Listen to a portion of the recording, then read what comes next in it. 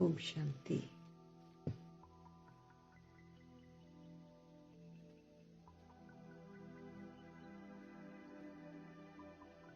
निराकार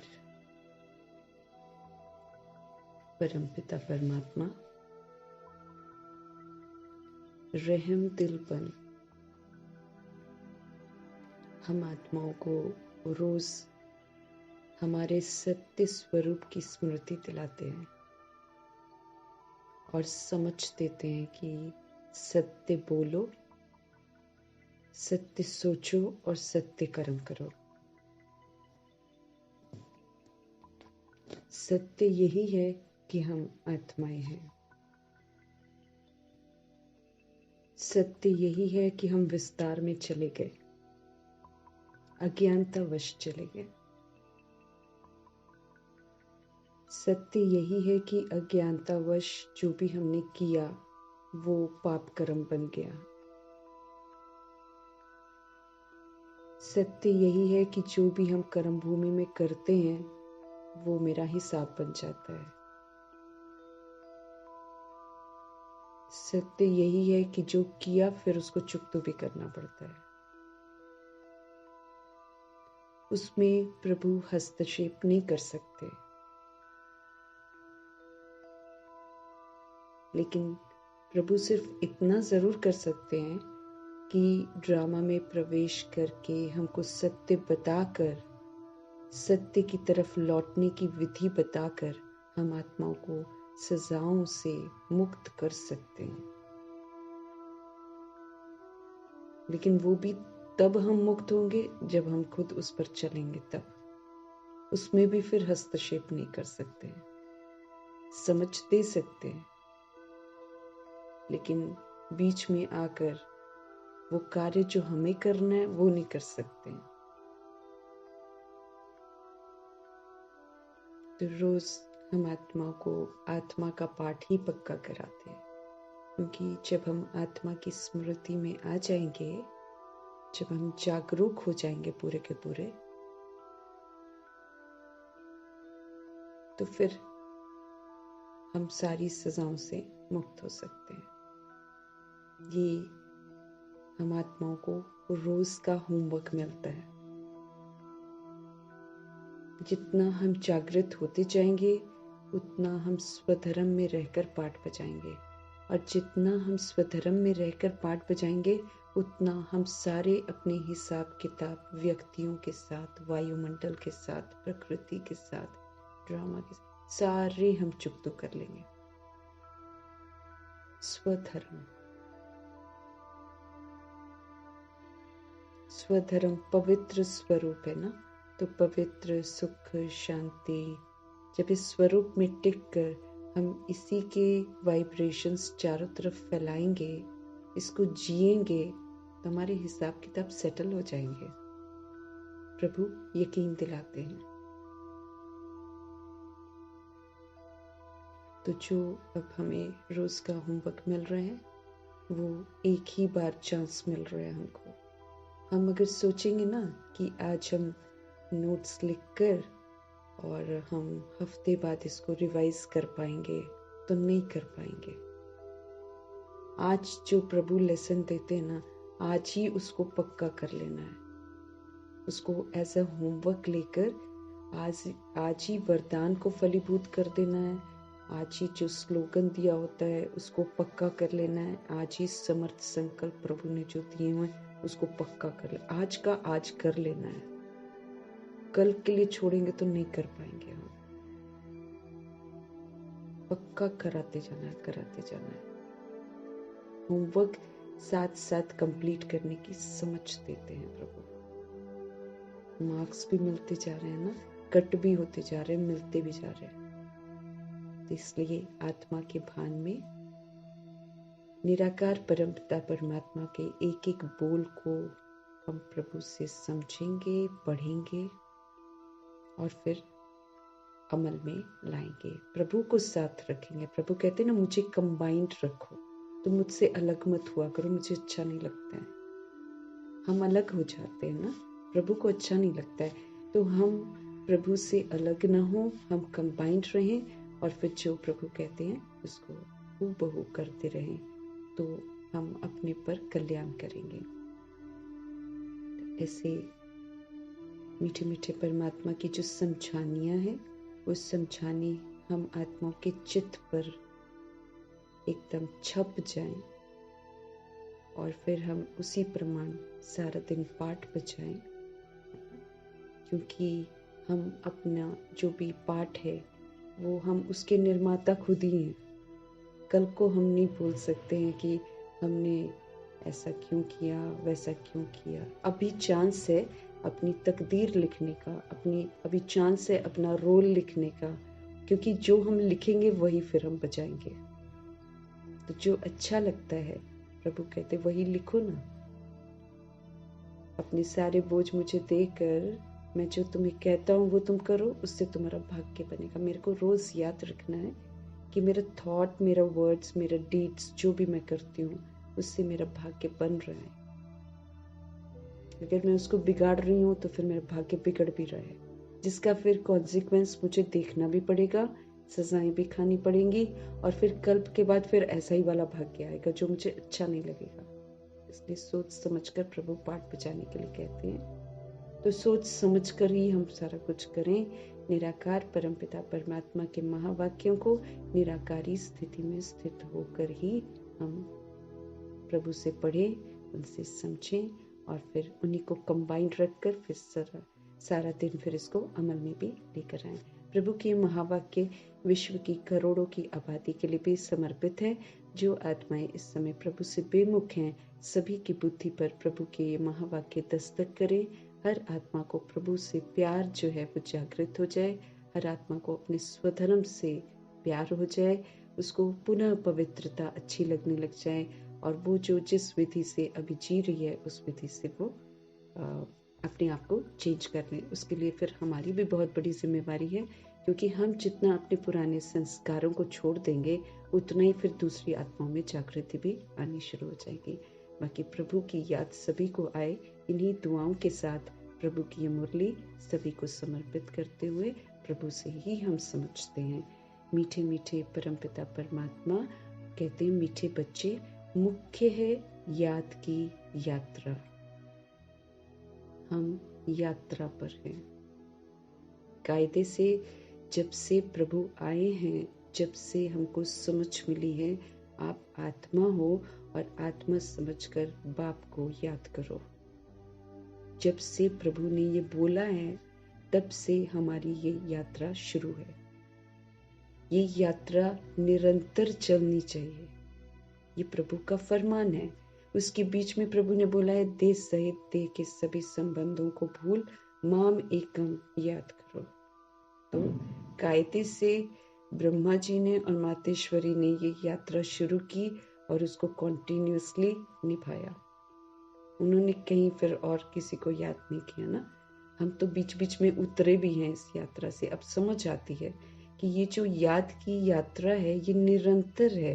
अगर हम इसके बीच में किसी को याद करते हैं, हम कोई भी चिंतन करते हैं किसी का, माना हम याद की यात्रा से उतर गए।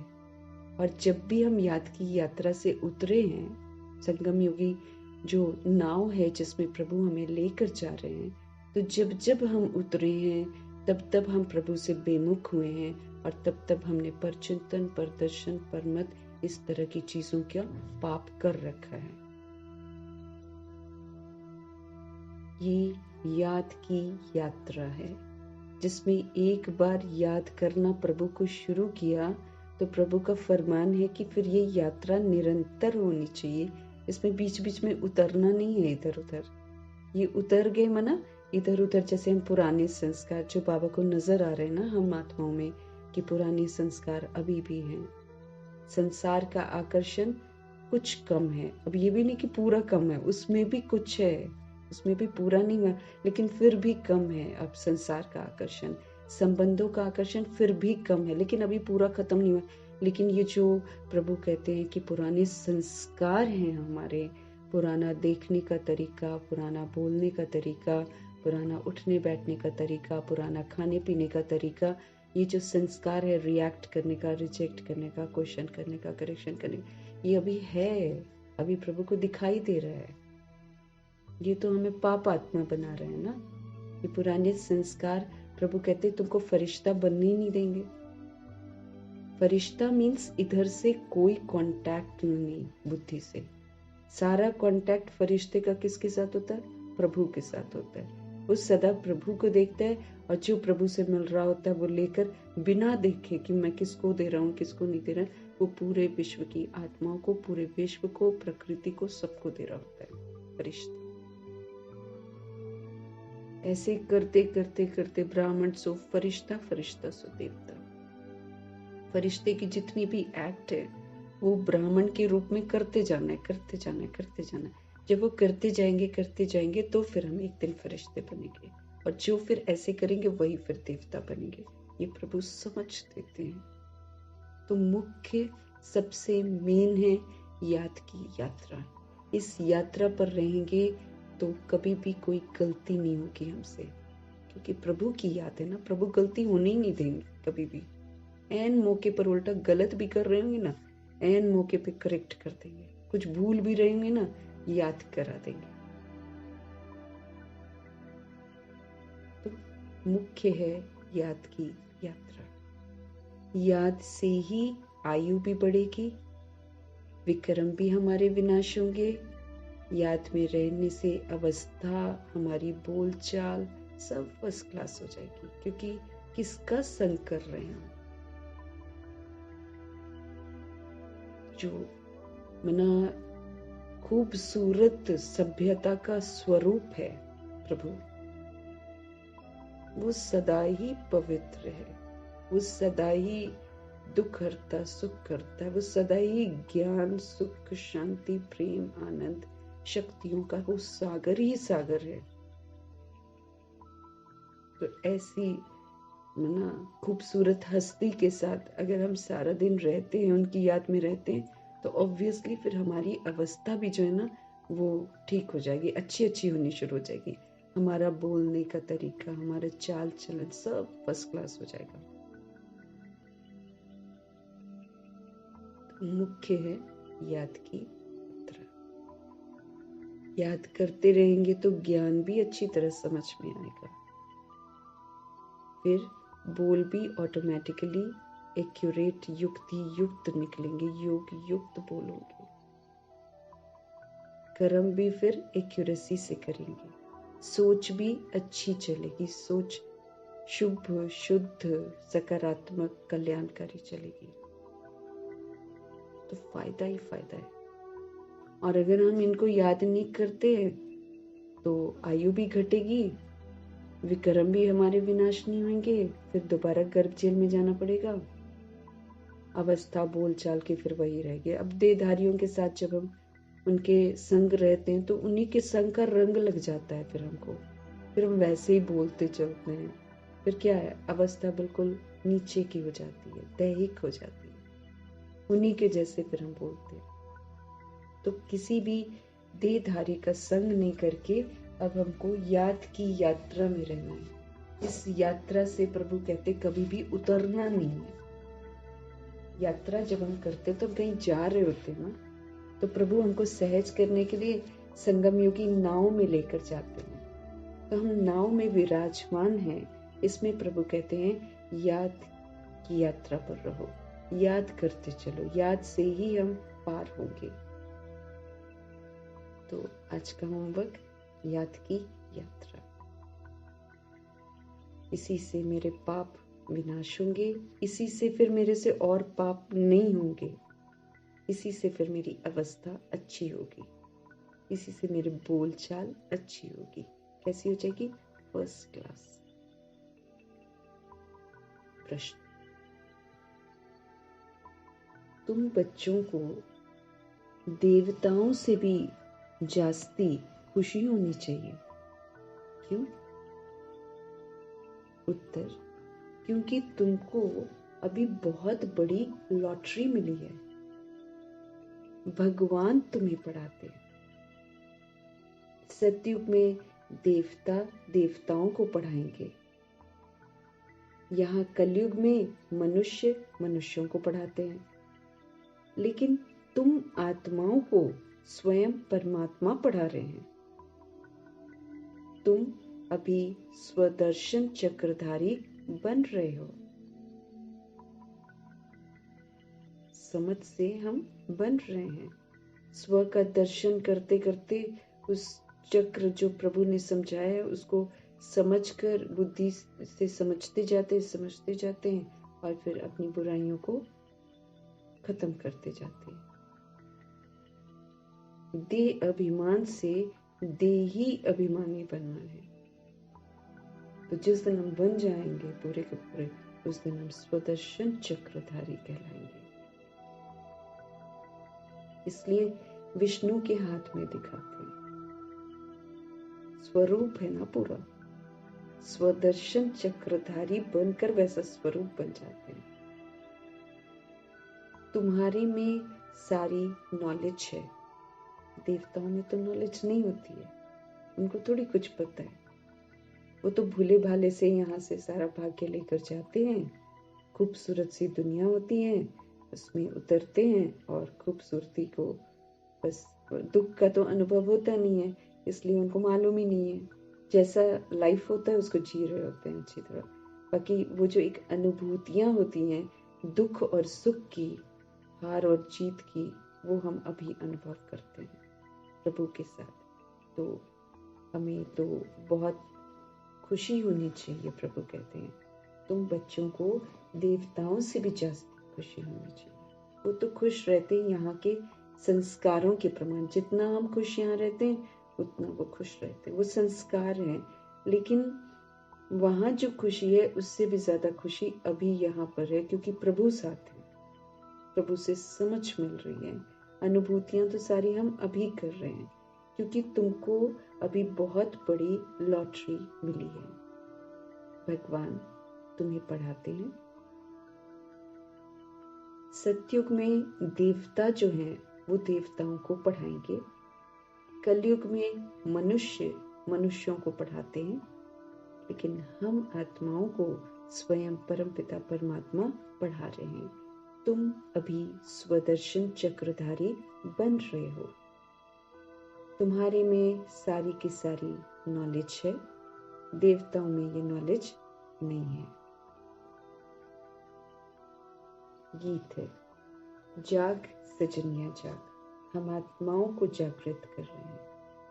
हम आत्मा रूपी सजनिया बनकर, सजनी बनकर वापस जाना है। प्रभु आए हैं, वो हमारे फादर भी बनते हैं, टीचर भी बनते हैं, सतगुरु भी बनते हैं। ज्ञान गुण शक्तियों से हमारा श्रृंगार करते हैं। जब हम इससे पूरा श्रृंगार कर लेते हैं तो आत्मा जो है वो फिर सजनी बन जाती है। वो श्रृंगारी हुई आत्मा को प्रभु साथ लेकर जाते हैं। प्रभु साजन बनकर, ये जो बारात जाती है शिव की बारात, इसमें सभी जाते हैं, सभी को जाना ही पड़ता है। तो इस शिव की बारात में यूं तो बाराती बहुत होंगे, लेकिन जो साथ में जाते हैं बिल्कुल विनाश की सेक से बिल्कुल परे, वो फिर सजनी बनकर जाते हैं। तो सजनी जब बन रहे हैं तो फिर हमें ध्यान रखना है कि प्रभु की शिक्षाओं को, ज्ञान गुण शक्तियों को धारण करना है। तो जाग सजनिया जाग, नवयुग आया की आया। ओम शांति। नए युग में होते हैं देवी देवताएं, है वो भी मनुष्य, परंतु उन्हों के जो गुण हैं वो देवताओं जैसे होते हैं। वो हैं वैष्णव, वो डबल अहिंसक होते हैं। ना तो वो काम कटारी चलाते हैं और ना वो गुस्सा करते हैं, क्योंकि ये दोनों हिंसाएं हैं ना। काम विकार में जाना ये भी हिंसा है, क्राइम है, और क्रोध करना ये भी हिंसा है। यूं तो हिंसा और भी है, लेकिन ये मुख्य हिंसाएं हैं जिससे फिर सारी की सारी हिंसाएं और आती हैं। तो ये मुख्य कोई खत्म कर दो तो फिर सारी खत्म हो जाएंगी। तो मनुष्य जो है ना, देवता जो है वो डबल वैष्णव है, वो डबल अहिंसक है। अभी मनुष्य डबल हिंसक है। यहाँ पर तो हिंसा है, यहाँ तो काम कटारी भी जबरदस्त चल रही है। अभी एंड के मोमेंट में बहुत शादियां, बहुत विकार, हद हो रहे हैं। यूं बोलते हैं सृष्टि की वृद्धि के लिए है, और फिर यूं बिना वृद्धि करके भी इस विकार की हत्या करते हैं, आत्मा की शक्तियों को खत्म करते हैं। अभी मनुष्य डबल हिंसक हैं, मारा मारी भी करते हैं और काम कटारी भी चलाते हैं। एक से भी खुश नहीं होते तो कईयों से फिर करते हैं, तो मारा मारी भी करते हैं, काम कटारी भी चलाते हैं। इसको कहा जाता है मृत्यु लोक। इसीलिए यहाँ पर अकाले मृत्यु होती है, फिक्स नहीं है कौन कब मरेगा, कभी भी मर सकता है, कभी भी शरीर छोड़ सकता है। तो ये मृत्यु लोक है, अकाले मृत्यु की दुनिया है, जिसमें विकारी मनुष्य रहते हैं। मृत्यु लोक है ये, और यहाँ पर जितने भी मनुष्य हैं सब विकारी हैं, विकार में जाते हैं, काम क्रोध लोभ मोह अहंकार के शिकार हैं, ईर्ष्या द्वेष सब चीजों के शिकार हैं। उसको कहा जाता है देवलोक, जिसमें देवी देवता रहते हैं, जो प्रभु ने स्थापन किया है, जहाँ देवताएं रहते हैं उसको देवलोक कहते हैं, उसको सचखंड कहते हैं, उसको परिस्तान कहते हैं, उसको स्वर्ग कहते हैं, उसको अल्लाह का बगीचा कहते हैं, उसको जन्नत कहते हैं, उसको शिवालय कहते हैं, और भी कई नाम, सुखधाम कहते हैं, स्वर्ग कहते हैं। उसको कहा जाता है देवलोक। ये भी एक नाम आ गया, देवलोक। 21 नाम है शायद,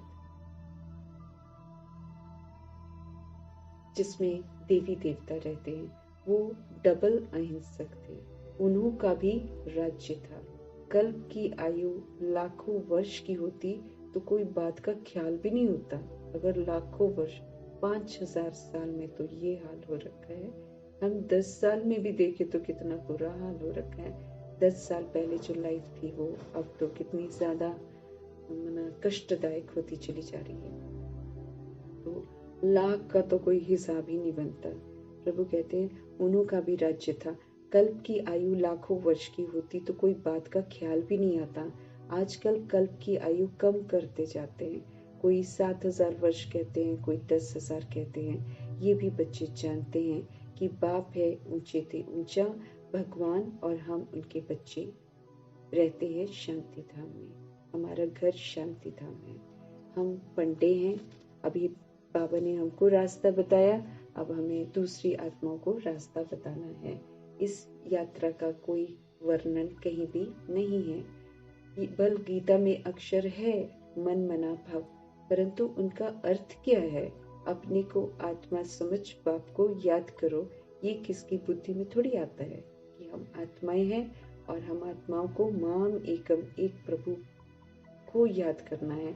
याद करते करते उन्हीं से सारे संबंध बनाते बनाते चलते चलते जाकर संपूर्ण पवित्र बनना है, मन मना भव की स्थिति में रहना है।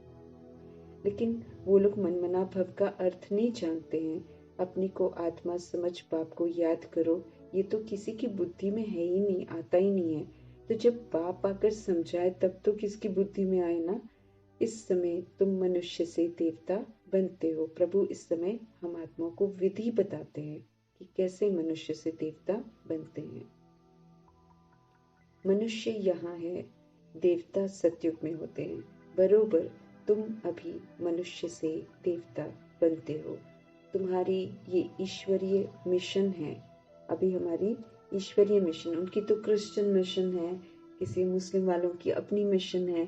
उनका ये होता है कि सबको मुस्लिम बनाना है, उनका ये होता है कि सबको क्रिश्चियन बनाना है, ऐसा होता है। लेकिन ये जो है प्रभु जो आते हैं ना, तो ये है हमारी ईश्वरीय मिशन। इसमें सभी आत्माओं को फरमान मिलता है कि सभी पवित्र बनो और एक परमपिता परमात्मा को याद करो, अपने को आत्मा समझो। ये ईश्वरीय मिशन है। निराकार परमात्मा को कोई मनुष्य तो समझ ना सके। निराकार को हाथ पांव कहाँ से आया? श्री कृष्ण को हाथ पांव सब कुछ है। भक्ति मार्ग के कितने शास्त्र बनाए हुए हैं। अब तुम बच्चों के पास चित्र आदि तो बहुत है। चित्र से याद आती है कि इस चित्र पर ये समझाएं, और भी बहुत चित्र बनते जाएंगे। प्रभु कहते एकदम ऊपर आत्माओं का भी दिखाना है। आत्माएं ही आत्माएं दिखाई देंगी ना, जहाँ पर परम धाम का जो सीन है वहाँ तो सोल्स ही सोल्स हैं, तो वो वाला चित्र भी होना चाहिए। फिर सूक्ष्म वतन, उनके नीचे मनुष्य लोक भी बनाएंगे। मनुष्य कैसे पिछाड़ी में आकर फिर ऊपर चढ़ते हैं, ये दिखाएंगे ना, चित्र में दिखाएंगे, ताकि लोग आते हैं अगर हमारे घर में तो फिर वो उन चित्रों को देखकर समझें। तो दिन प्रतिदिन नई इन्वेंशन निकलती जाएगी। अब जितने चित्र हैं ना, उतनी सर्विस भी करनी है। प्रभु कहते हैं जितने चित्र हैं उतनी सेवा भी करनी है। फिर ऐसे ऐसे चित्र बनेंगे जिससे मनुष्य जो है ना जल्दी समझ जाएंगे। आजकल ऐसे चित्र बन गए हैं, सहज ही समझ सकते हैं, क्योंकि रिफाइंड होते जा रहे हैं ना। झाड़ बहुत जल्दी बढ़ता जाएगा, शुरू में धीरे धीरे, फिर एंड में जल्दी जल्दी बढ़ता जाएगा। कल पहले जिसने जो मर्तबा पाया होगा ना, जो रिजल्ट उसकी निकली होगी वही निकलेगी। ऐसे नहीं कि पिछाड़ी में आने वाले जो हैं वो माला के दाने नहीं बन सकते हैं, वो भी बनेंगे। प्रभु कहते हैं वो भी बनेंगे। ऐसा नहीं है कि शुरू वाले बनेंगे, नहीं, पीछे वाले में से भी आत्माएं बनेगी। तभी तो पढ़ाई चल रही है ना। तो माला के दाने नहीं बन सकते, वो भी बनेंगे। नौधा भक्ति वाले रात दिन भक्ति में लगे रहते हैं ना, तब उनको साक्षात्कार होता है। यहाँ भी ऐसे निकलेंगे। नौधा भक्ति, प्रभु कहते हैं जो नौधा भक्ति करते हैं ना, बिल्कुल लगन से करते हैं, वो फिर रात दिन भक्ति में लगे रहते हैं ना? तब उनको क्या होता है, साक्षात्कार होते हैं। यहाँ भी ऐसे ही निकलेंगे, रात दिन मेहनत करके पतित से पावन बनेंगे। ऐसी आत्माएं भी निकलेंगी, क्योंकि एंड में आकर जागृत जब होंगे ना तो फिर लगातार वो पढ़ेंगे। तो रात दिन मेहनत करके पतित से पावन बनेंगे। चांस तो सभी को है, ऐसे नहीं पिछाड़ी में कोई रह जाए। ड्रामा ही ऐसा बना हुआ है जो कोई रह नहीं सकता। सभी तरफ पैगाम देना है, सब तरफ। सोच लो, करोड़ों की जितनी आबादी है ना, बाबा कहते हैं उसमें से एक भी सोल ऐसी नहीं होगी जिस तक प्रभु का संदेश नहीं पहुंचेगा। सभी तक पहुंचेगा। गांव है, शहर है, कहीं भी सभी को संदेश जरूर मिलेगा। पैगाम सभी तरफ जाना है। शास्त्रों में है, एक रह गया तो उल्हना दिया।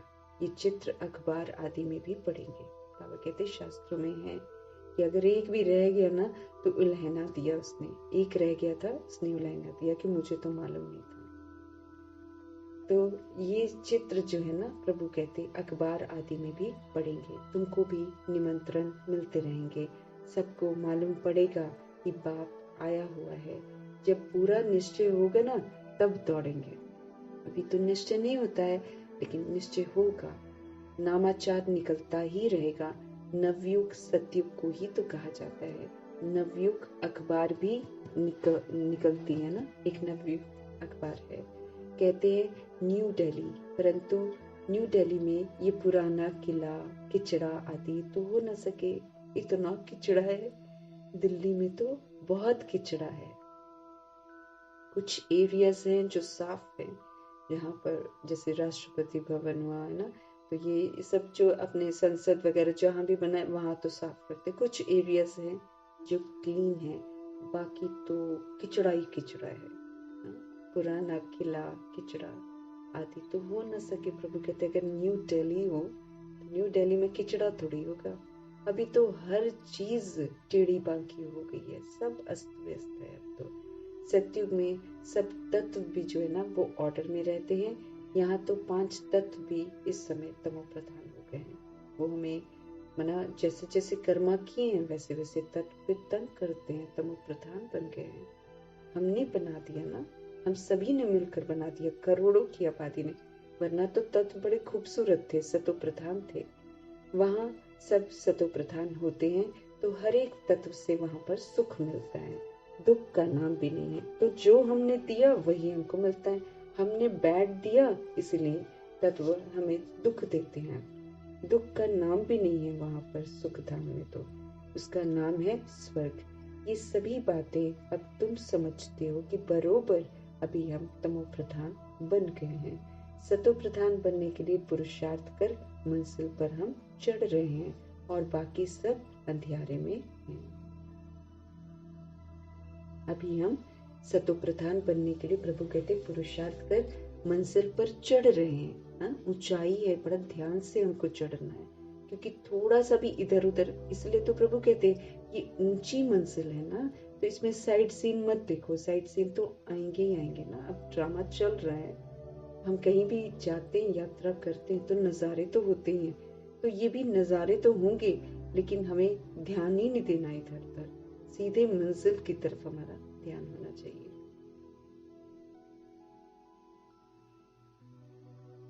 तो हम मंजिल पर क्या कर रहे हैं? चढ़ रहे हैं। तो चढ़ेंगे तो वैकुंठ रस चखेंगे, और अगर गिर गए तो फिर चकनाचूर है। और सब अंधेरे में है, हम रोशनी में हैं। हम ऊपर जा रहे हैं और सब नीचे गिर रहे हैं। जो मनमत पर चल रहे हैं, जो देह अभिमान वश चल रहे हैं, वो नीचे गिर रहे हैं। जो रावण की मत पर चल रहे हैं, वो नीचे गिर रहे हैं। और हम सब प्रभु की श्रीमत पर अगर चल रहे हैं तो हम फिर ऊपर जा रहे हैं। तो ये भी हमें देखना है कि हम निरंतर ऊपर चलते रहें, ऐसा नहीं कि बीच बीच में नीचे भी गिर जाए। तो प्रभु समझ दे रहे हैं कि हम ऊपर जा रहे हैं और सब नीचे गिर रहे हैं।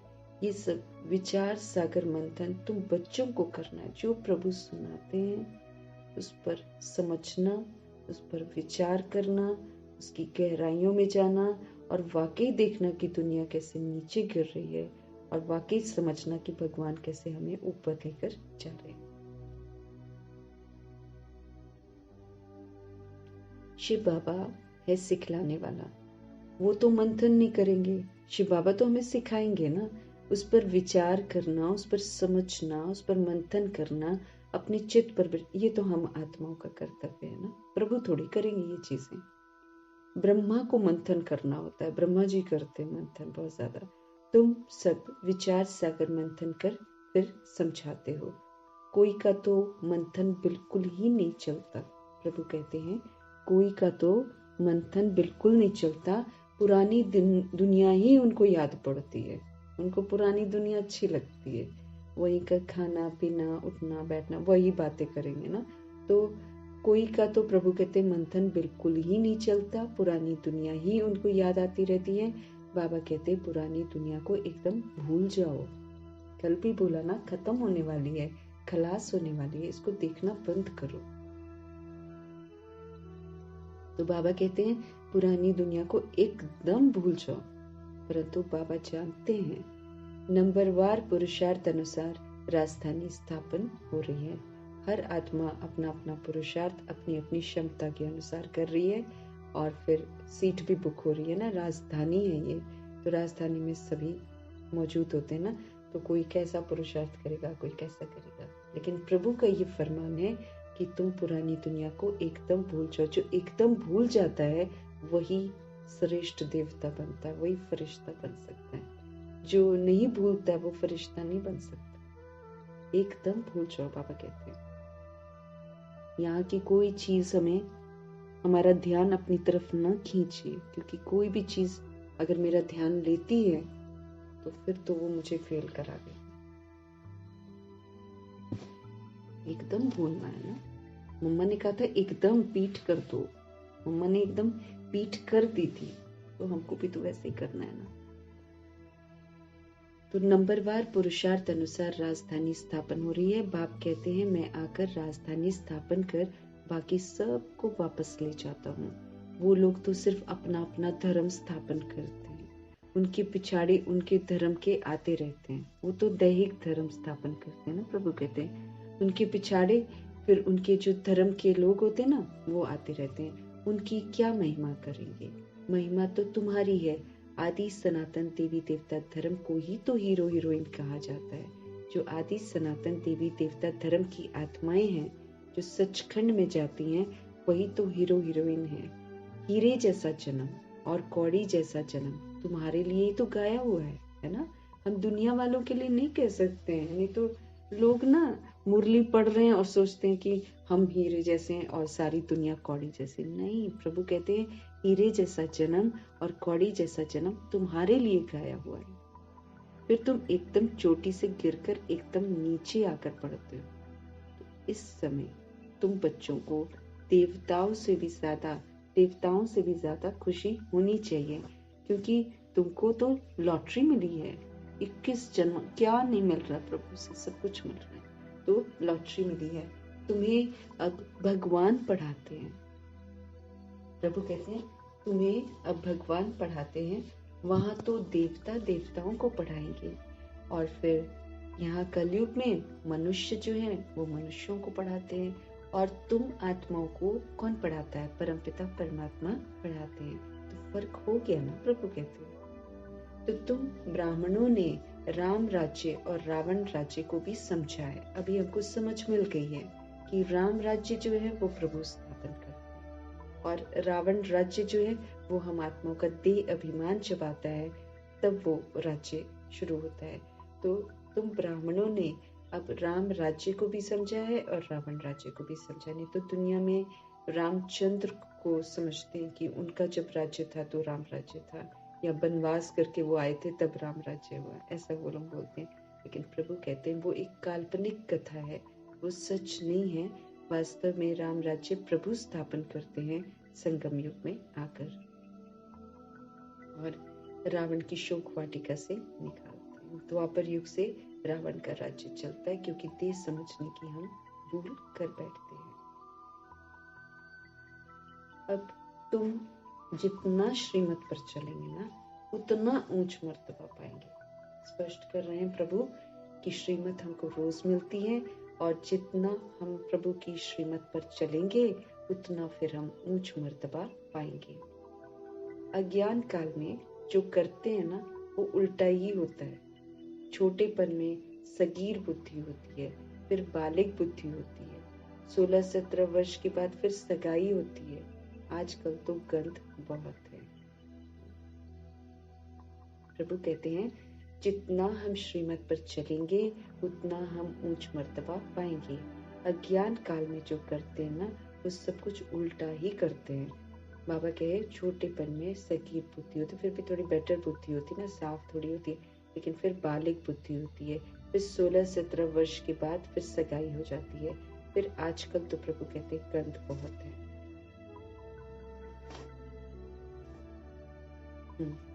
आजकल क्या करते हैं, गोद में बच्चा होता है ना, गोद वाले बच्चे की भी सगाई करा लेते हैं कि भाई हमारी ये बच्ची हुई है, और कोई जान पहचान का होता है उसको बोल देंगे कि भाई हम अपनी बच्ची की शादी ना आपके बच्चे से करें। वो बचपन में ही फिक्स कर लेते हैं।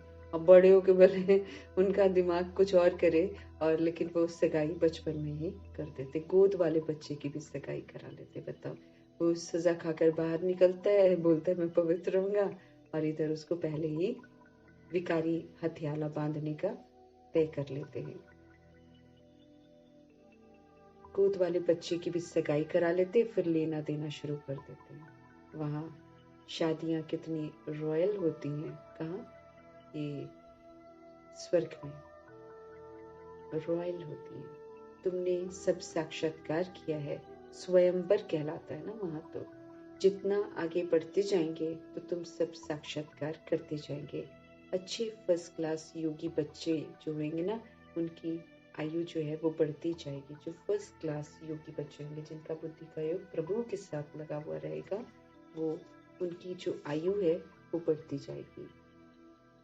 बाप कहते हैं योग से अपनी आयु बढ़ाओ। बच्चे समझते हैं कि योग में हम ढीले हैं। कनेक्शन कैसे प्रभु के साथ लगाना है? आत्मा समझ करना, आत्मा का पाठ पक्का होना चाहिए। ये देह का भान, देह का अभिमान, ये प्रभु से योग लगाने नहीं देता है। इसलिए बाप कहते हैं योग से अपनी आयु बढ़ाओ। बच्चे समझते हैं कि योग में हम ढीले हैं। याद में रहने के लिए माथा मारते हैं, परंतु रह नहीं सकते हैं, घड़ी घड़ी भूल जाते हैं। वास्तव में यहाँ वालों का चार्ट बहुत अच्छा होना चाहिए, मधुबन वालों का ना बहुत अच्छा होना चाहिए।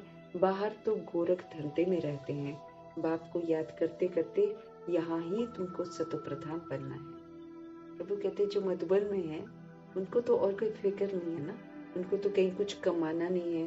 लेकिन जो बाकी गृहस्थ में रहते हैं फिर उनको गोरख धंधे भी रहते हैं। बाप को याद करते करते प्रभु कहते यहाँ ही तुमको सतो प्रधान बनना है। यहाँ ही प्रभु की मौजूदगी में ही हमको सतो प्रधान बनना है। कम से कम भोजन बनाते, काम करते 8 घंटा मुझे याद करो, तब कर्मातीत अवस्था अंत में होगी। प्रभु कहते कम से कम भोजन, यूं तो निरंतर रहना है ना, निरंतर याद की यात्रा पर रहना, क्योंकि वो कहते हैं जब तुम याद में नहीं होते हो, जब बाप तुम्हारी याद में नहीं होता तो तुमसे पाप हो जाता है, देह का भान अभिमान आ जाता है। लेकिन बाबा कहे कम से कम शुरुआत तो करनी पड़ेगी ना।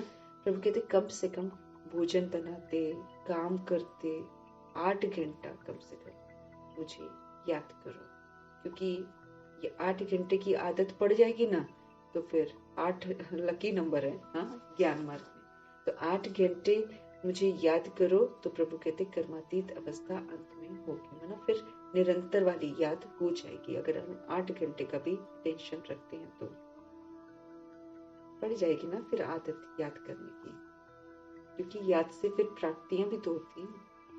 तो अगर हम याद से एक्यूरेट योग से प्राप्तियां करनी शुरू करते हैं, उसको अनुभव करना शुरू करते हैं, फिर तो याद में ही रहना अच्छा लगेगा। जैसे दादी कहती ना, एक बार चीनी चख लो, मिठास देख ली तो मिठास फिर बार बार खींचती है ना, भूलती थोड़ी है। ऐसे प्रभु की याद भी मिठास है, याद से जो प्राप्तियां होती हैं वो भी बड़ी मीठी हैं। एक बार उसको जब हम चख लेते हैं, एक बार प्रभु के साथ सारे संबंध बनाकर अनुभव कर लेते हैं, तो फिर बार बार याद करने का मन करेगा। तो प्रभु कहते लेकिन कम से कम 8 घंटा मुझे याद करो, तब कर्मातीत अवस्था अंत में होगी। कोई कहे कि मैं 6-8 घंटा योग में रहता हूँ तो बाबा तो मानेंगे नहीं। हाँ, कहते हैं हाथ में हम तो रात रात योग लगाते हैं, हम तो इतने घंटे योग लगाते हैं, प्रभु नहीं मानेंगे। बहुतों को लज्जा आती है, चाट नहीं लिखते हैं, आधा घंटा भी याद में नहीं रह सकते हैं। मुरली सुनना कोई याद नहीं है, प्रभु कहते ये तो धन कमाते हो तुम, है ना। मुरली सुनते हैं तो ये ज्ञान का धन है, ये तो धन कमाते हो। प्रभु कहते हैं याद में तो सुनना बंद हो जाता है। याद जब हम करेंगे ना, योग में जब बैठेंगे तो फिर आत्मा परमात्मा, फिर और कोई थॉट चलना नहीं चाहिए। प्रभु कहते हैं याद में तो सुनना ही बंद हो जाता है ना। कई बच्चे लिख देते हैं याद में मुरली सुनी, परंतु ये याद थोड़ी है, योग वाली याद नहीं है ना। ये तो हम समझ रहे हैं हर बात को जो प्रभु समझा रहे हैं ना। तो हालांकि बाबा बोलते हैं कि किसकी याद में बैठे हो, है ना। मुरली सुनते समय भी बाबा बोलते, लेकिन वो जो विक्रम विनाश करने वाली याद है वो थोड़ी याद रहती है इस समय तो हम जो महावाक्य प्रभु सुनाते हैं उसको सुनते हैं, समझते हैं, लेकिन समझने के बाद जो रिश्ता जुड़ता है, उस रिश्ते से जो हम याद करते हैं वो योग कहलाता है। उसमें फिर ज्ञान भी नहीं होता, उसमें याद होती है बस। तो मुरली सुनना, प्रभु कहते कोई याद नहीं है, ये तो धन कमाते हो। याद में तो सुनना ही बंद हो जाता है। कई बच्चे लिख देते हैं याद में हमने मुरली सुनी, परंतु प्रभु कहते हैं ये याद थोड़ी है। बाबा खुद कहते हैं मैं खड़ी खड़ी भूल जाता हूँ, ब्रह्मा जी भी बोलते हैं मैं खड़ी खड़ी भूल जाता हूँ। याद में भोजन करने बैठता हूँ, बाबा आप तो अभोक्ता हो, ये कैसे कहूँ। बाबा आप भी खाते हो, हम भी खाते।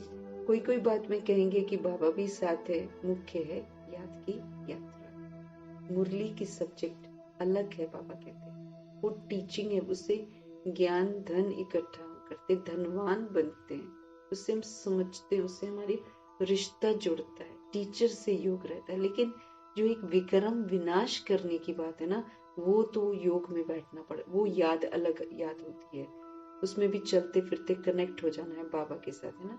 तो बाबा आप तो अभोक्ता हो, ये कैसे कहो बाबा आप भी खाते हो, हम भी खाते हैं ना। कोई बात में कहेंगे कि बाबा भी साथ है, मुख्य याद की यात्रा है। मुरली की सब्जेक्ट प्रभु कहते बिल्कुल अलग है, याद से पवित्र बनते हैं। याद से प्रभु कहते ना सुनना ही बंद हो जाता है ना, फिर सारी चीजों से दिमाग हटाकर एक प्रभु की याद में रहते हैं। तो याद जो है ना प्रभु की, उसी से तो हम पवित्र बनते हैं, आयु बढ़ती है। बाकी ऐसे नहीं कि मुरली सुनी तो बाबा इसमें था ना। मुरली सुनने से विक्रम विनाश नहीं होंगे, प्रभु कहते हैं। कई एक बार होता है ना कि चलो हम सुन लेंगे तो इससे मेरे विक्रम विनाश होंगे, नहीं, उसके लिए मुझे जरूर बैठना है ना, बाबा को याद करना है। तो मुरली सुनने से विक्रम विनाश नहीं होंगे, मेहनत है। आत्मा समझकर प्रभु को याद करने में मेहनत है। बाबा जानते हैं बहुत बच्चे बिल्कुल याद नहीं कर सकते हैं। याद में रहने वाले की जो अवस्था है, उसकी जो बोलचाल है, वो बिल्कुल अलग रहेगा। याद से ही तो हम सतो प्रधान बनेंगे। पावर हाउस परमपिता परमात्मा से योग जब लगता है ना, तो उस योग से प्रभु कहते हैं हमारे अंदर की इम्प्योरिटी खलास होती है और प्योरिटी की धारणा और अच्छी होती है। फिर बोलचाल भी स्वतः ही कम बोलने का मन करेगा, चलन अच्छी होगी, है ना, तो व्यवहार में अच्छे हो जाएंगे। तो ये सारी बाबा कहते हैं अवस्था बिल्कुल, बोलचाल बिल्कुल अलग रहेगा। याद से ही हम प्योर बनेंगे। याद जरूर, मुरली से मेरा संबंध जुड़ता है प्रभु के साथ। जितना मैं मुरली पढ़ती हूँ उतना फिर प्रभु से योग लगता है ना, क्योंकि प्यार जागता है प्रभु के लिए। संबंध जब तक हम उनको अच्छी तरह जानते नहीं है तो उनसे कनेक्शन थोड़ी जुड़ता है। तो ये पढ़ पढ़कर प्रभु से प्रीत हो जाती है। क्योंकि विक्रम विनाश कर रहे हैं ना, प्रभु को दिख रहा होगा कि आत्माएं याद नहीं कर रही है, तो याद करना भी बहुत जरूरी है। मुरली सुनने से विक्रम विनाश नहीं होंगे। मेहनत है। बाबा जानते हैं बहुत बच्चे बिल्कुल याद नहीं कर सकते हैं। याद में रहने वाले की अवस्था, उसकी बोलचाल बिल्कुल अलग रहेगा। याद से ही हम सतो प्रधान बनेंगे, प्योर बनेंगे। परंतु माया ऐसी है जो एकदम बुद्धू बना देती है। बहुत सारी मनमत ले आती है। बुद्धि में कुछ कुछ आलतू फालतू बातें लाकर खुद ही जस्टिफिकेशन करवा देती है। तो ये माया की चाल होती है। परंतु माया ऐसी है जो एकदम बुद्धू बना देती है। बहुतों की बीमारी उथल पड़ती है। मोह जो नहीं था ना, वो उथल पड़ता है, बस मरते हैं। बड़ी मेहनत का काम है। अंदर बीमारियां बहुत है ना हमारे अंदर, वो पावर हाउस की पावर से ही खत्म होंगी। समझ से भी खत्म होती हैं, लेकिन पावर हाउस की पावर भी हमें चाहिए। तो जो हम बहुत ज्यादा यूज कर लिया ना संस्कार, जिसको बहुत पक्का बना दिया, वो बीमारी बनकर मेरे अंदर में है। तो प्रभु कहते बहुतों की बीमारी उथल पड़ती है और ज्यादा। प्रभु के रास्ते पर चलेंगे ना, और ज्यादा वो उथल पड़ती है, बाहर निकलती है। मोह जो कभी नहीं था ना, वो भी उथल पड़ता है, क्योंकि वो अंदर मौजूद है। बीमारी है 63 जन्मों की ना, तो फिर वो अंदर होती है, वो उथल पड़ती है। मोह जो नहीं था वो भी उथल पड़ता है, फंस मरते हैं। फिर प्रभु कहते बड़ी मेहनत का काम है। मुरली सुनना ये सब्जेक्ट अलग है। ये है धन कमाने की बात, है ना, इससे मैं धनवान बनती हूँ। लेकिन प्रभु कहते हैं इससे आयु नहीं बढ़ेगी आपकी, पावन नहीं बनेंगे, विक्रम विनाश नहीं होंगे। मुरली तो बहुत सुनते हैं प्रभु कहते, फिर विकार में भी गिरते रहते हैं। ऐसा भी है ना, मुरली प्रभु कहते बहुत सुनते हैं, फिर विकार में भी गिरते रहते हैं। क्योंकि पावर प्रभु से, पवित्रता के सागर से पावर मिलेगी, तभी तो हम विक्रमाजीत बनेंगे। तो फिर प्रभु कहते ऐसे तो मुरली बहुत लोग सुनते भी हैं और उधर विकार में भी गिरते रहते हैं। सच थोड़ी बताते हैं। प्रभु को मालूम होगा ना, मालूम होगा प्रभु कि सच नहीं बताते बच्चे। बाप कहते पवित्र नहीं रह सकते तो यहाँ क्यों आते हो, है ना। चले जाती है ना आत्माएं। अभी तो और पता नहीं कैसे कैसे जाती होंगी, ये तो नहीं मालूम है, लेकिन ऐसे तो है कि पूरा ज्ञान समझे ही नहीं होते हैं और फिर मधुबन में जाकर शादियों की बातें भी करते हैं। तो ऐसा भी होता है ना। तो बाप कहते हैं पवित्र नहीं रह सकते हो अगर, तो फिर यहाँ क्यों आते हो, है ना, क्योंकि वो पवित्र भूमि है। इसीलिए तो अभी बहुत भीड़ बढ़ेगी और फिर जब वो किला बनेगा तो फिर बंद कर देंगे भगवान, फिर अंदर नहीं आने देंगे किसी को भी। कहते हैं बाबा, बच्चे भी बोलते हैं ना, कहते हैं बाबा मैं अजामिल हूँ, ये भी बोल देते हैं। बाबा के समय में भी एक आत्मा ऐसे आती थी, ब्रह्मा बाबा के समय में एक आत्मा ऐसे आती थी। उसको बाबा बोलते थे तुम क्यों आते हो, उन बाबा को तो पता चल जाता था क्यों आते हो, है ना। तो उसने यही बोला मैं आऊंगा नहीं तो मैं सुधरूंगा कैसे। कहते हैं बाबा मैं अजामिल हूँ, यहाँ आऊंगा तभी तो पावन बनूंगा, ऐसा बोल देते हैं। यहाँ आने से कुछ सुधार होगा, नहीं तो कहाँ जाएं, रास्ता तो यही है ना। ऐसे ऐसे भी प्रभु कहते आते हैं, कोई न कोई समय तीर लग जाएगा। जैसे एक को तीर लगा था ना, एक सुन ही नहीं रहा था, मम्मा उसको बार बार समझाई जा रही थी, फिर भी कहता, फिर मम्मा बोलती थी समझ में आया, कहता नहीं। फिर अगले दिन फिर समझाया, फिर कहता नहीं। फिर दीदियों ने मना कर दिया कि नहीं, अब मम्मा आपको नहीं समझाएंगे। और फिर उस दिन क्या हुआ कि वो क्लास में बैठा तो उसको तीर लग गया, क्योंकि बाबा ने बोला दुशासन है ना, दुशासन बन जाते हैं। तो फिर उसको धक से लगा कि क्या मैं दुशासन हूँ, तब जाकर तीर लगा। तो प्रभु वही कहते हैं कि बाबा कोई न कोई समय तीर लग जाएगा, ऐसा भी आत्माएं सोचकर फिर आती हैं। बाबा यहाँ के लिए भी कहते हैं, यहाँ कोई अपवित्र को नहीं आना चाहिए, ये इंद्र सभा है, मधुबन में नहीं आना चाहिए। यहाँ कोई, क्योंकि सजा मिलती है ना, फिर हिसाब किताब बनता है। यहाँ कोई अपवित्र को नहीं आना चाहिए, ये तो इंद्र सभा है। और सिर्फ वही पवित्रता नहीं, ये जो संपूर्ण पवित्रता की जो पवित्रता है ना, ये पूरी हमारे अंदर होनी चाहिए, तब हमें जाना चाहिए उस भूमि पर ना। शुरू में हम गए हैं ठीक है, लेकिन हम ब्रह्मचर्य में रहकर गए हैं, वो ठीक है, लेकिन अभी जो है ना, इतना समझने के बाद हमें उस भूमि में कदम ही तब रखना चाहिए जब हम संपूर्ण पवित्र बन जाए। नहीं तो मतलब भार चढ़ता है ना, बोझ चढ़ता है, क्योंकि वो बड़ी पावन भूमि है। मम्मा पापा ने गलतियां नहीं करी हैं, है ना। एक बार समझ लिया कि गलत है तो गलती को उन्होंने दोहराया नहीं है, तो वो पवित्र भूमि है। तो पवित्रता तो पूरी की पूरी है। हमको भी इस बात का जरूर ध्यान रखना है कि यहाँ कोई अपवित्र को नहीं आना चाहिए। ये तो इंद्र सभा है, अभी तक तो आ जाते हैं, लेकिन एक दिन ये भी ऑर्डिनेंस निकलेगा, जब पक्की गारंटी करें तब अलाउ करें। ये भी ऑर्डिनेंस निकलेगा तो समझेंगे, ये तो ऐसी संस्था है, कोई अपवित्र अंदर जा नहीं सकता है। तुम बच्चे समझते हो ये किसकी सभा है। हम भगवान ईश्वर सोमनाथ बबुलनाथ के पास बैठे। हमारा बाबा भगवान ईश्वर सोमनाथ, सोमरस पिलाते ना, ज्ञान रूपी सोमरस पिलाते हैं। बबुलनाथ है ना, कांटों को फूल बनाते, उनके पास बैठे। वही पावन बनाने वाला है। अभी आखिरी में बहुत आ जाएंगे तो फिर कोई हंगामा आदि कर ना सके। इस धर्म के जो होंगे वो निकल आएंगे।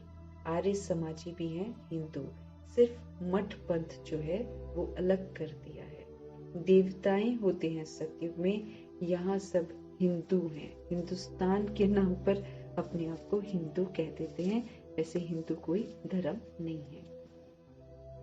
वास्तव में हिंदू धर्म है नहीं, ये हिंदुस्तान तो देश का नाम है ना।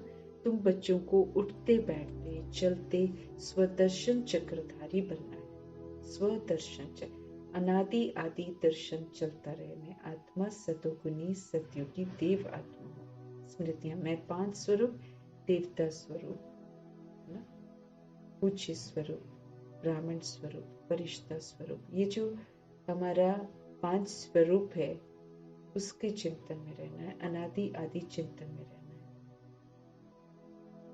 इसको पक्के स्वदर्शन चक्रधारी प्रभु कहते बन जाएंगे। देवताओं में और तुम्हारे में, अच्छा नहीं ऊपर है ना, हिंदू धर्म है नहीं, ये हिंदुस्तान तो देश का नाम है। तुम बच्चों को उठते बैठते चलते स्वदर्शन चक्रधारी बनना है, नॉलेजफुल बनना है। स्टूडेंट को पढ़ाई की याद रहनी चाहिए ना, सारा चक्र बुद्धि में है। देवताओं और तुम्हारे में थोड़ा फर्क रहा है। पक्के स्वदर्शन चक्रधारी बन जाएंगे तो फिर विष्णु के कुल के बन जाएंगे। पक्के स्वदर्शन चक्रधारी जब हम बन जाएंगे ना, तो फिर हम देह रूपी अहंकार को खत्म कर देंगे ना, देही अभिमानी बन जाएंगे। तो फिर विष्णु के कुल के बन जाएंगे। तुम समझते हो हम ये अभी बन रहे हैं। वो देवताएं फाइनल हैं, तुम फाइनल तब होंगे जब कर्मातीत अवस्था हो जाए। कोई भी किसी भी तरीके का कर्म अपनी तरफ मुझे न खींचे, है ना? देह से, देह के संबंध से, सब तरह के बंधनों से एकदम उपराम हो जाना, कर्मातीत। तो तुम फाइनल तब होंगे जब कर्मातीत अवस्था हो जाएगी। कोई भी कर्म अपनी तरफ नहीं खींचेगा, किया खत्म, किया खत्म, स्मृति में भी नहीं रहेगा कि कुछ किया। कर्मातीत अवस्था। शिव बाबा तुमको स्वदर्शन चक्रधारी बनाते हैं, उनमें नॉलेज है ना, वो है तुमको बनाने वाले, तुम हो बनने वाले। ब्राह्मण बनकर फिर देवता बनेंगे। ब्राह्मण पहले पूरा बनेंगे, सच्चा ब्राह्मण बनेंगे। सच्चा ब्राह्मण फरिश्ते के एक्ट करेगा। फरिश्ते की जो खूबसूरती है वो ब्राह्मण में होगी, चलन में, सोच में, बोल में। फिर वो वहां से देवता बनेगा।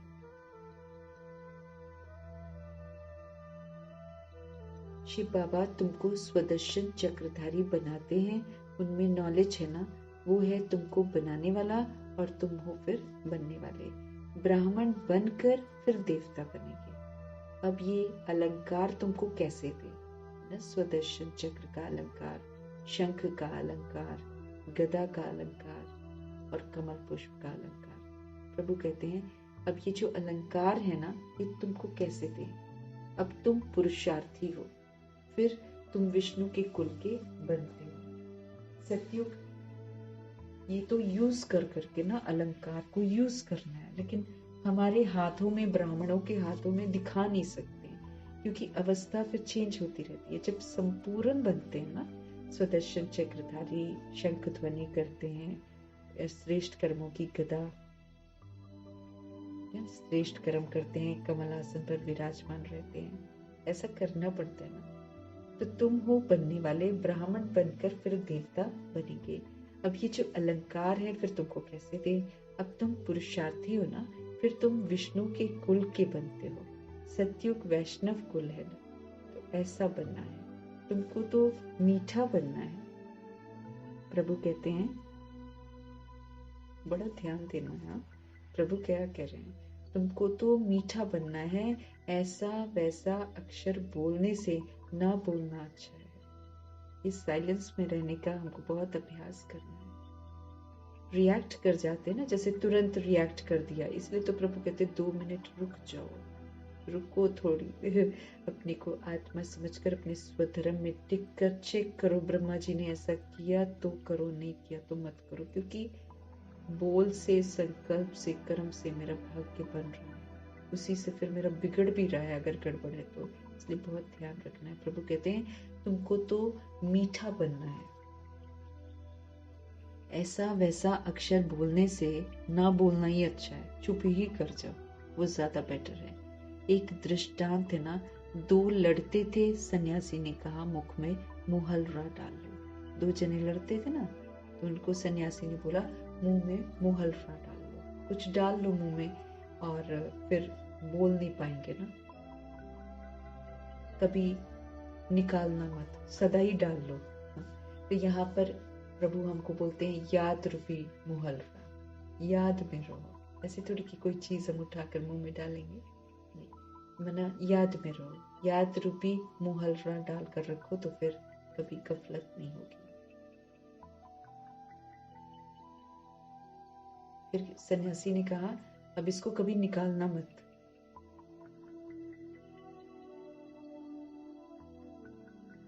रिस्पॉन्ड मिल न सके, फिर मुंह में रहेगा तो कुछ बोलेंगे नहीं ना, रुक जाएगा मुंह। हाँ।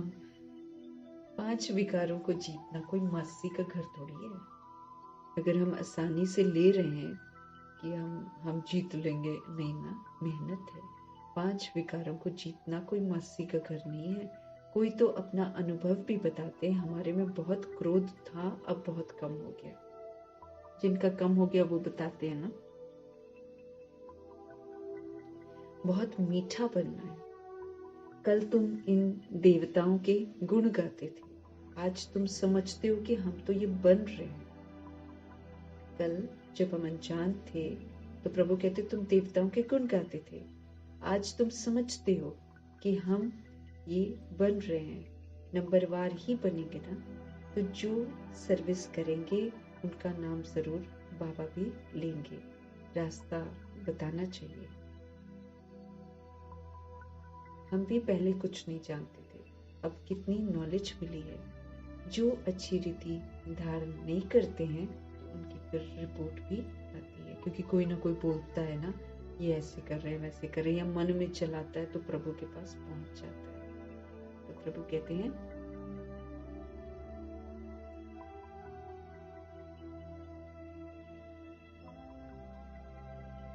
आज तुम समझते हो हम ये बन रहे हैं, नंबरवार ही बनेंगे। जो सर्विस करेंगे प्रभु कहते हैं कि उनका नाम जरूर बाबा भी लेंगे। रास्ता बताना चाहिए।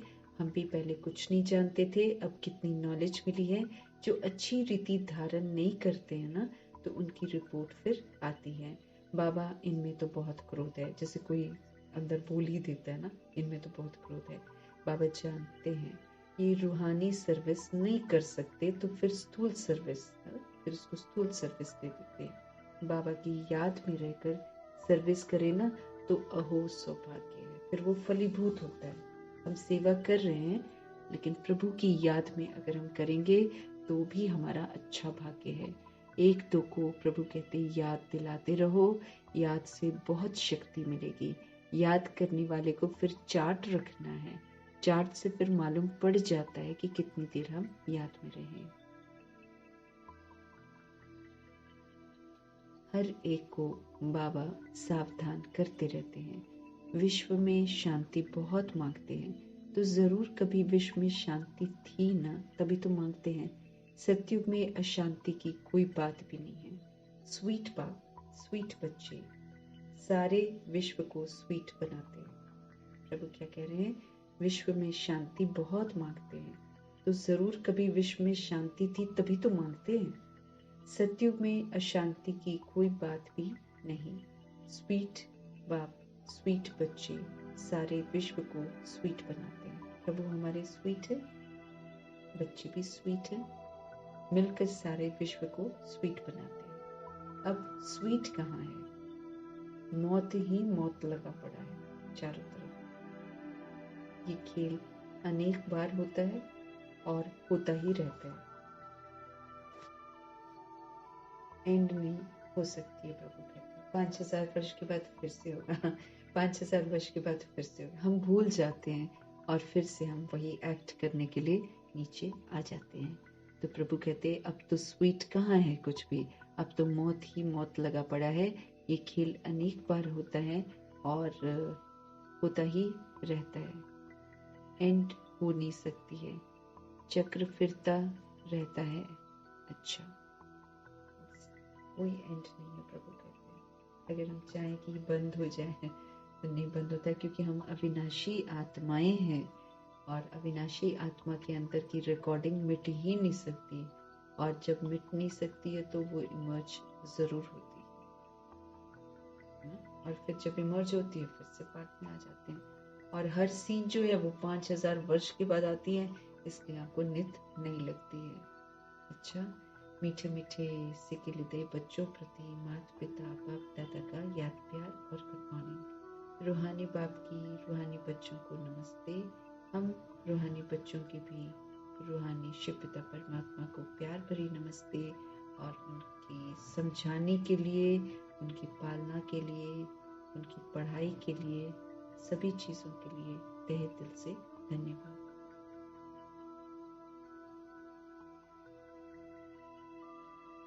धारणा के लिए मुख्य सार। विक्रम विनाश करने व आयु को बढ़ाने के लिए याद की यात्रा में जरूर रहना है। आत्मा परमात्मा की याद से ही हम पावन बनेंगे।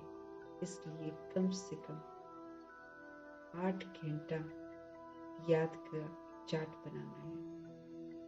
विक्रम विनाश करने व आयु को बढ़ाने के लिए प्रभु कहते हैं याद की यात्रा में जरूर रहना है।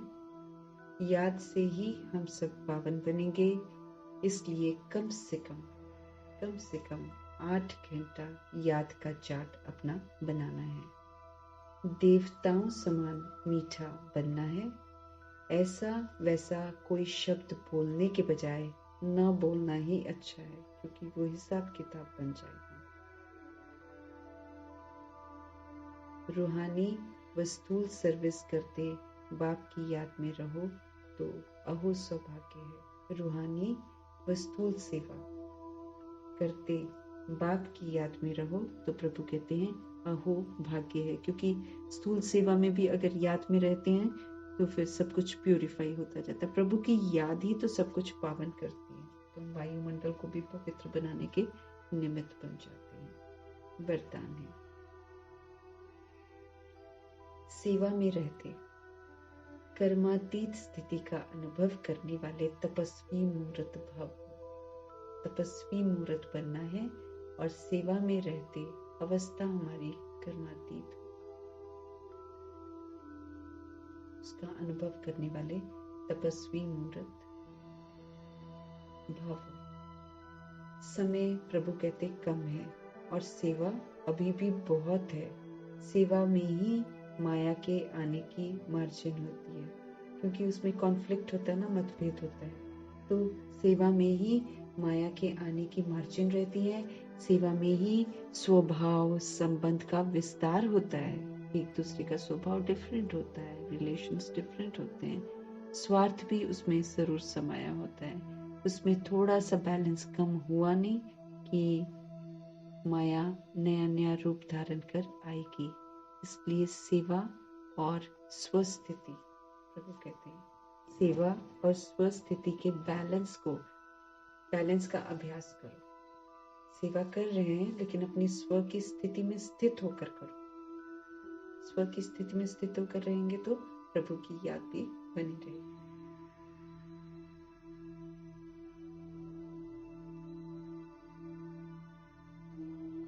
सेवा और स्वस्थिति के बैलेंस का अभ्यास करो। मालिक हो, प्रभु कहते मालिक हो, कर्म इंद्रियों रूपी कर्मचारियों से सेवा लो। मन में बस एक बाबा, दूसरा न कोई, ये जो स्मृति है ये फिर इमर्ज हो तब कहेंगे कर्मातीत स्थिति के अनुभवी तपस्वी मूर्त। समझते रहे प्रभु, वरदान को फलीभूत करना है ना। सेवा में रहते हम निरंतर सेवाधारी है ना। खा रहे हैं, उठ रहे हैं, पी रहे हैं, जो भी कर रहे हैं वो सेवा ही है, सेवाधारी हैं हम ये नहीं कि 1 घंटे के सेवाधारी हैं। प्रभु कहते आप निरंतर सेवाधारी हो, हम निरंतर सेवा पर हैं। सेवा में रहते कर्मातीत स्थिति, लेकिन इसमें क्या है कि कार्मिक बॉन्डेज ना हो। कर्मातीत स्थिति का अनुभव करने वाले हम तपस्वी मूर्त भाव। समय कम है, सेवा प्रभु के अनुसार अभी भी बहुत है। सेवा में ही जो माया है ना उसके आने की मार्जिन रहती है। सेवा में ही स्वभाव का टकराव संबंध, सेवा में ही स्वभाव संबंध का विस्तार होता है। स्वार्थ भी समाया हुआ होता है, उसमें बीच में सेल्फिशनेस भी होती है, नाम मान शान चाहिए वगैरह, स्वार्थ भी होता है। उसमें थोड़ा सा बैलेंस कम हुआ तो प्रभु कहते हैं फिर माया क्या करती है, नया नया रूप धारण करती है। इसलिए सेवा और स्वस्थिति, इसका बैलेंस रखना बहुत जरूरी है।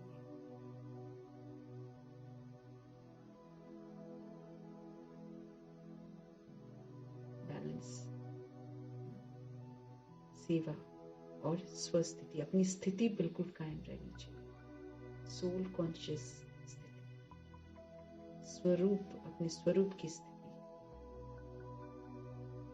पावरफुल।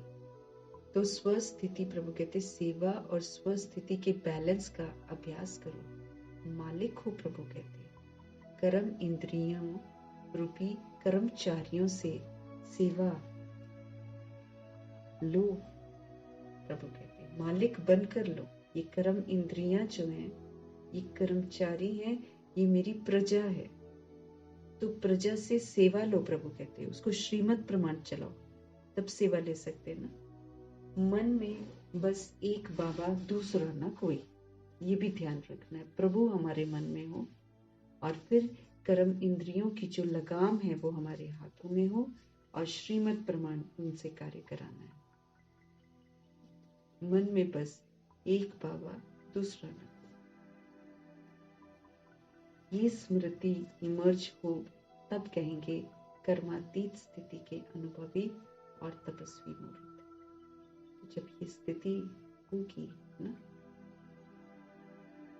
मन में बस एक बाबा दूसरा न कोई, ये जब स्मृति इमर्ज हो तब कहेंगे कि हाँ कर्मातीत स्थिति के अनुभवी हैं, तपस्वी मूर्त हैं। सिर्फ एक बात की याद।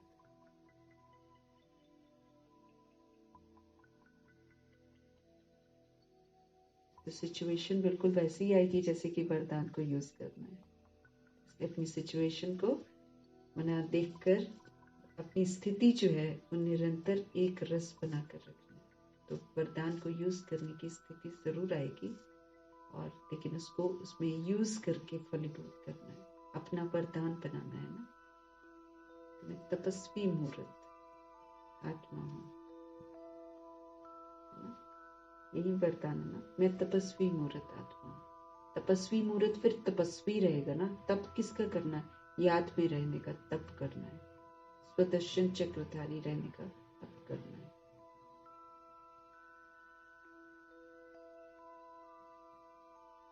तब हम कर्मातीत अवस्था का अनुभव कर सकेंगे। कब? जब प्रभु कहते एक बाप दूसरा न कोई, जब ये स्मृति इमर्ज हो तब कहेंगे कर्मातीत स्थिति के अनुभवी तपस्वी मूर्त आत्मा। स्लोगन। कारण नेगेटिव है, क्योंकि प्रभु ने तो सारी जो शिक्षाएं हैं प्रभु की, वो तो समर्थ शिक्षाएं हैं, वो समर्थ बनने की शिक्षाएं हैं। उसको यूज करते जाना है और समर्थ बनते जाना है। कायदे से तो ये सिस्टम है ना। तो उसमें अगर कारण आता है, कारण का तो सारे कारण बताकर ही तो प्रभु ने निवारण बता रखे हैं। तो कारण रूपी नेगेटिव को समाधान रूपी पॉजिटिव बनाओ। कारण नेगेटिव है, उसका निवारण प्रभु रोज बताते हैं, वो पॉजिटिव है। तो कारण रूपी नेगेटिव को समाधान रूपी पॉजिटिव बनाओ। समाधान, प्रभु ने सारा कारण का निवारण बता रखा है।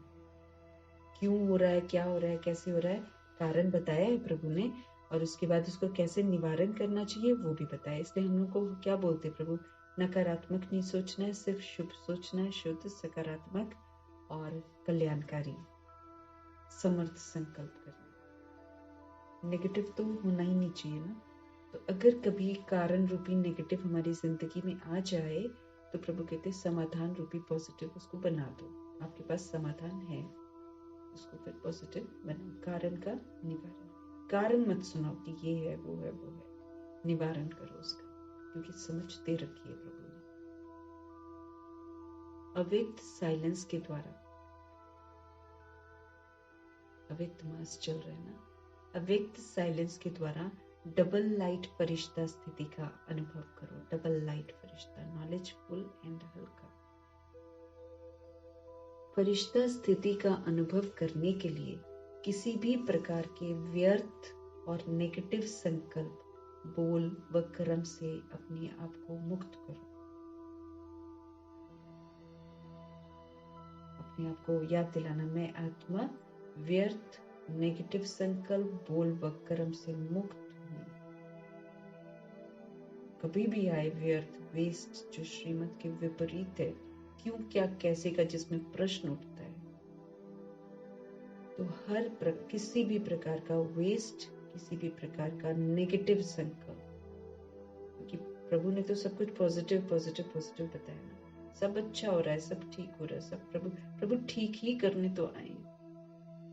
सब ठीक हो जाएंगे, सब सतो प्रधान बन जाएंगे, सब वापस घर जाएंगे, सब दुखों से मुक्त हो जाएंगे। प्रभु ने सब बता रखा है, तो नेगेटिव हम सोचे क्यों? ये ना हो जाए, वो ना हो जाए, वो ना हो जाए, क्यों सोचे नेगेटिव? तो व्यर्थ नेगेटिव संकल्प, नेगेटिव बोल, कर्म, इससे मुक्त बनो। सब में पॉजिटिविटी आ जाए, प्रभु कहते हैं। व्यर्थ व नेगेटिव, यही तो बोझ है, ये बोझ है, प्रभु कहते हैं। वेस्ट और नेगेटिव, ये बोझ है जो सदा काल के लिए डीप साइलेंस का अनुभव करने ही नहीं देता है, बीच में उमड़ के आ जाता है। हाँ, उससे अच्छा सब कुछ सही है, सब कुछ सही है, सब कुछ सही है, सदा खुश, सदा खुश, प्रभु साथ है, अकल्याण तो हो नहीं सकता, सब में कल्याण समाया हुआ है। तो प्रभु कहते हैं ये जो व्यर्थ है, नेगेटिव है, यही तो बोझ है जो सदा काल के लिए हमको डीप साइलेंस का अनुभव करने नहीं देता है। अब व्यर्थ बोझ से सदा हल्के बनकर डबल लाइट फरिश्ता बनो। इस वेस्ट को बिल्कुल छोड़ दो, ये बर्डन है, और हमेशा हल्के रहो, प्रभु साथ है, हम प्रभु के संग है, अकल्याण हो नहीं सकता है, तो क्या बन जाएंगे? डबल लाइट फरिश्ता। सारे व्यर्थ बोझ से हल्के हो जाओ, हल्के बनके डबल लाइट फरिश्ता बनो। ये होमवर्क मिला हुआ है ना अव्यक्त मास में, साइलेंस में रहना, अव्यक्त साइलेंस, इसमें रहते हुए डबल लाइट फरिश्ता स्थिति को प्रभु कहते अनुभव करो। कैसे अनुभव करेंगे? अव्यक्त साइलेंस में स्थित होकर, उसमें देह का भान नहीं हो। अव्यक्त मीन्स देह के भान से परे, साइलेंस द्वारा डबल लाइट फरिश्ता स्थिति का अनुभव करो।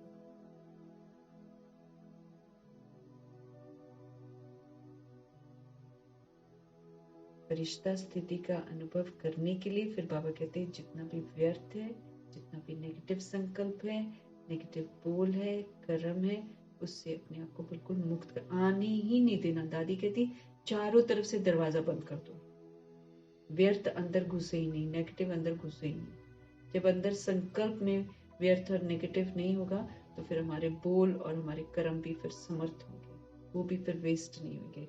जब हमारे थॉट्स वेस्ट होते हैं तब हमारे बोल भी वेस्ट होते हैं, हमारा कर्म भी वेस्ट होता है। हमें इस वेस्टेज से मुक्त होना है। व्यर्थ व नेगेटिव, यही तो प्रभु कहते बोझ है जो सदा काल के लिए आपको डीप साइलेंस का अनुभव करने नहीं देता है। अब इस बोझ को हटाओ और सदा हल्के बनकर डबल लाइट फरिश्ता बनो। हल्के बन जाओ तो डबल लाइट फरिश्ता बन जाएंगे, नॉलेजफुल भी बन जाएंगे, प्रकाश स्वरूप भी बन जाएंगे। अच्छा, ऐसे मीठे मीठे परमपिता परमात्मा जी का तहे दिल से धन्यवाद। ब्रह्मा माँ का धन्यवाद, जगदम्बा माँ का धन्यवाद, गुलजार दादी का धन्यवाद, अन्य दादियों का धन्यवाद, एडवांस पार्टी की सभी आत्माओं का धन्यवाद, अष्ट रत्नों का धन्यवाद, नवग्रहों का धन्यवाद।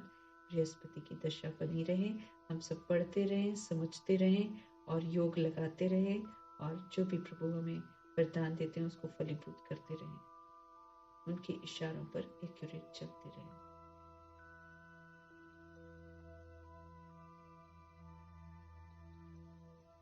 पांच तत्वों का धन्यवाद, पूरे यूनिवर्स का धन्यवाद, ड्रामा का धन्यवाद, प्रकृति का धन्यवाद, माया का धन्यवाद, यमदूत का धन्यवाद, करोड़ों की आबादी का धन्यवाद। सबका भला हो, सबका कल्याण हो, सबका बुद्धि का योग सत्य परमात्मा के साथ बने, सबका भला, सबका कल्याण। साधनों का धन्यवाद, साधन बनाने वालों का धन्यवाद, अन्य आत्माएं जो हमारे किसी न किसी रूप में मददगार हैं, जिससे कि हम बिल्कुल अनजान हैं, उन सभी का धन्यवाद।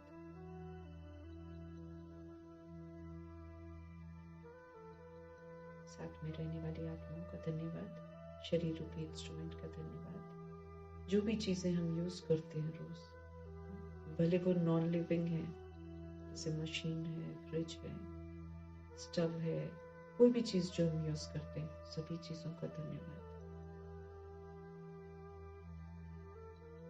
बेड है, कोई भी चीज जो हम यूज करते हैं भाई, हर चीज का धन्यवाद। जब नहीं होती है ना तब पता चलता है अहमियत, तब पता चलता है इनकी अहमियत। तो इन्हें यूज कर रहे हैं ना, तो वैसे नहीं यूज करना जैसे कि ये कोई ऑब्जेक्ट है तो बस ये काम करें और फिर जब वो खराब हो जाए तो उसको धिक्कारें और उसको उल्टा सीधा बोले। नहीं जी, कोई चीज यूज कर रहे हैं तो उसका धन्यवाद जरूर करें। और आजमा कर देखो, कभी कोई चीज खराब होती है ना, अगर उसे प्यार से बात करो ना, ठीक भी हो जाती है। बहुत एक बार देखा है। हर चीज का धन्यवाद जो हम इस सृष्टि रूपी ड्रामा में हम यूज करते हैं, सबका धन्यवाद। धरती पर हम चलते हैं, धरती को यूज करते हैं, धन्यवाद।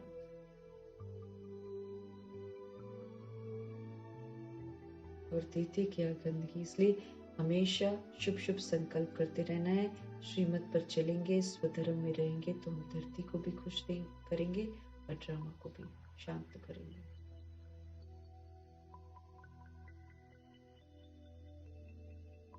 हर चीज का बड़ा ध्यान रखना है। गेस्ट है ना, मेहमान है, इस सृष्टि पर हम मेहमान हैं, याद रखना है। तो जब गेस्ट, हम किसी के घर जाते हैं तो कैसे रहते हैं, ध्यान रखते हैं ना हर एक चीज का। तहस नहस थोड़ी करते हैं चीजों की। अगर हम अच्छे वाले गेस्ट हैं तो कुछ लोग थोड़े गड़बड़ भी होते हैं, तंग कर देते हैं दूसरों को। लेकिन हम अगर अच्छे वाले गेस्ट हो तो हम किसी के घर भी जाएंगे तो बड़ा ध्यान रखेंगे, कोई चीज को खराब नहीं करेंगे, थोड़ा खाएंगे, थोड़ा सब कुछ करेंगे, फालतू उछल कूद नहीं करेंगे। ऐसा करते हैं ना, तो बस ऐसे ही अब समझना है, हम इस सृष्टि रूपी ड्रामा में मेहमान हैं। हमने ऑलरेडी अनजान में अपना समझकर, अधिकार समझकर बहुत इसको खराब किया। अब मेहमान बनकर सारा करेक्शन करना है और सब कुछ ठीक करके, सब कुछ शांत करके, खुश करके, संतुष्ट करके, अच्छा मर्तबा लेकर फिर वापस घर जाना है।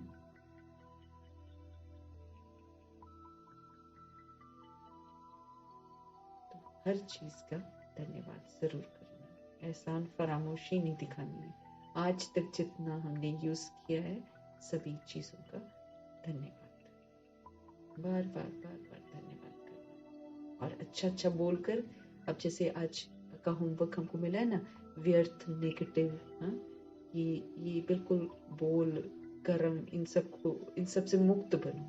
क्योंकि अगर हम व्यर्थ सोचते हैं, नेगेटिव संकल्प करते हैं, बोलते हैं, कर्म करते हैं, हम वायुमंडल को फिर गंदा बना रहे हैं। दुनिया तो कर ही रही है क्योंकि वो तो अनजान है, वो नेगेटिव सोच रही है, व्यर्थ सोच रही है, पर चिंतन प्रदर्शन कर रही है, सब बोल भी गड़बड़ बोल रहे हैं, कर्मा भी सब कर रहे हैं, वो जानते ही नहीं है। तो अब हम आत्माएं जब पॉजिटिव सोचना शुरू करेंगे, समर्थ सोचना शुरू करेंगे, फिर वैसे बोल, फिर वैसे कर्म करेंगे, तो वायुमंडल में वही वाइब्रेशंस चारों तरफ फैलेंगे और आत्माएं भी स्वतः ही फिर कैसे बोलेंगी, समर्थ बोल बोलेंगी।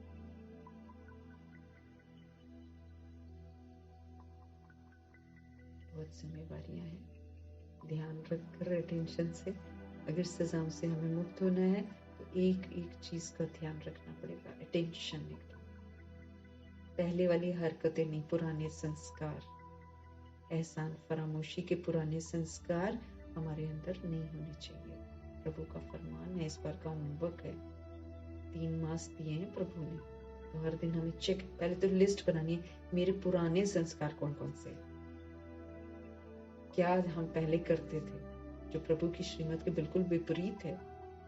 क्योंकि श्रीमत के विपरीत ही तो हम कर रहे थे सब कुछ ना।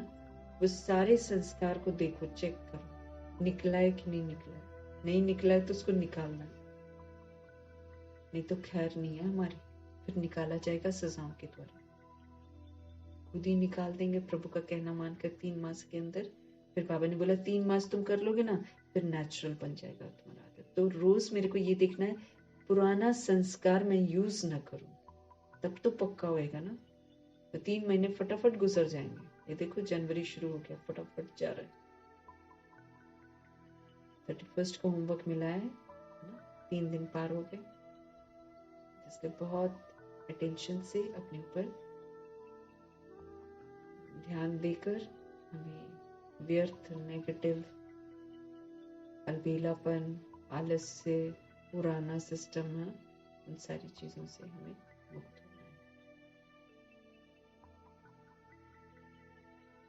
तो शरीर रूपी इंस्ट्रूमेंट का भी धन्यवाद, सारी चीजें जो हम यूज कर रहे हैं वो सभी चीजों का धन्यवाद। एक एक चीज, एक चीज मेरे प्रभु की है, एक एक चीज ऐसा करके ना, धरती का, आकाश, जलवायु, एकदम तहे दिल से धन्यवाद। और आप सभी आत्माओं का भी धन्यवाद जो पढ़ाई शुरू, और प्रभु का तो बहुत बहुत शुक्रिया कि पढ़ा रहे हैं, समझते रहे, पढ़ रहे हैं हम कम से कम, इस चीज के लिए तो प्रभु का तहे दिल से धन्यवाद है। नहीं सोचा था, वाकई नहीं सोचा था, जैसे बाबा ने बोला, कभी तुमने सोचा था कि ऐसा भाग्य मिलेगा जो भगवान पढ़ा रहे हैं? तो वाकई हमने तो नहीं सोचा था, लेकिन प्रभु कैसे कैसे करवाते हैं, ये तो प्रभु की लीला है, लेकिन पढ़ा रहे हैं उसके लिए तो तहे दिल से धन्यवाद करते हुए संकल्प। ओम शांति।